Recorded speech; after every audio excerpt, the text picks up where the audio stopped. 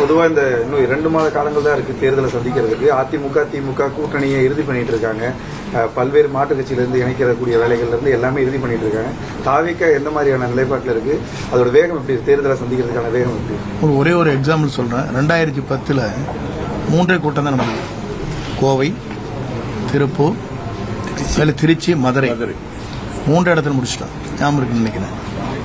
வெற்றி என்பது ஒரு இலக்கை நோக்கி, மக்கள் செல்வாக்கை நோக்கி, பணமே கொடுக்காமல் மக்கள் கொடுக்கிற ஒரே தலைவர் நம்முடைய தளபதி தான். நீங்க அதை பத்தி கூட்டணி நிலைப்பாடு பொறுத்த வரைக்கும் தமிழக வெற்றி கழகத்தினுடைய மனநிலை என்ன சார்? இறுதி பண்றது தனித்து தான் போட்டியா இல்ல கூட்டணிக்கு இன்னும் பேச்சுவார்த்தை நடைபெறுதா? தலைவர் கூடிய வரையில் அதை அனௌன்ஸ் பண்ணுவார். ஆல்ரெடி பொதுக்குள்ள சொல்லியிருக்கோம். தலைவர் கூட்டணியா இருக்கட்டும், தேர்தல் எப்படி எதிர்கொள்ள போறோங்கிறத கூடிய விரைவில் பொதுக்குழு நடக்கும். தலைவர் அதில் அனௌன்ஸ் பண்ணுவார்.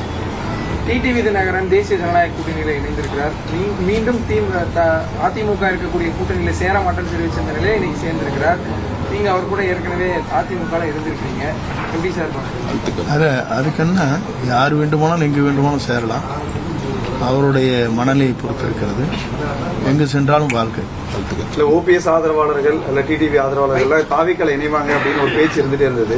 இன்னும் பலம் வாய்ந்த கட்சியா தாவிக்கா தேர்தலை சந்திக்கும் அப்படின்னு. இந்த நேரத்தில் மாறி மாறி போய் மாற்று கட்சியில் இணைறது எப்படி பாக்குறீங்க? கூட்டணியில் இணைறது எப்படி? நீங்களே சொல்லிட்டீங்க. அந்த கட்சியில் இருக்கிற தொண்டர்கள் கூட டிவிகேவில் சேர போறான்னு நீங்களே சொல்றீங்க. அதேதான் கருத்து.